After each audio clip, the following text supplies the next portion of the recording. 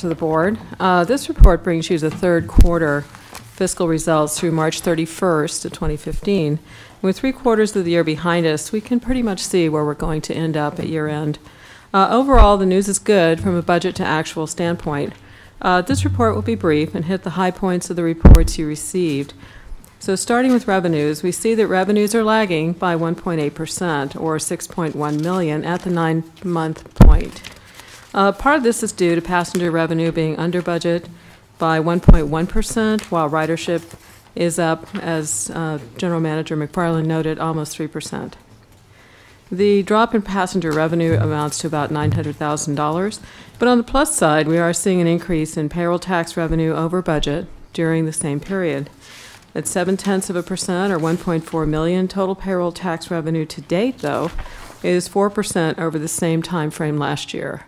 But recall, we did have the last increment of the last increase in January of last year. So the effect of several revenue accounts fluctuating up and down against budget make up the balance of the variance. Are there any questions on revenues? Moving on to expenditures, total expenses are under budget by 8.7% or $29.5 million at the 9-month point.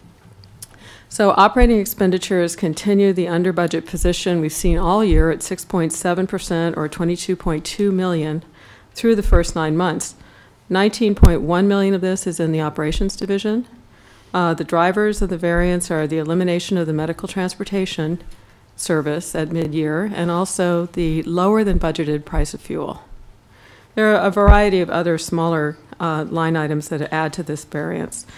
So in addition to the positive operating variance, several projects classified as operating projects are also under budget.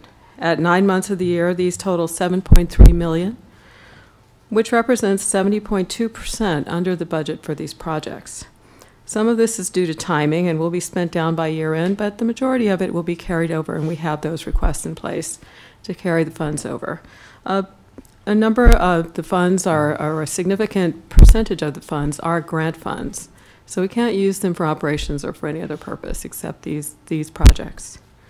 Are there any questions on expenditures? I have a question. One of the speakers made a comment about the medical transportation costs, and I don't want to, you don't try to answer this now, but I guess I'm just wondering if we're seeing trends in terms of the costs, and because I think we were worried about the new contractor again pushing more costs back to Trimet, and so I'm not expecting an answer now unless you have some information readily available on that. It is an area we're watching very closely, but I would also note that that's one of the big changes in expenditures and, frankly, ultimately revenues, is that medical transportation program came out of our budget as of December, the end of December of this year. Right. Any other questions on expenditures?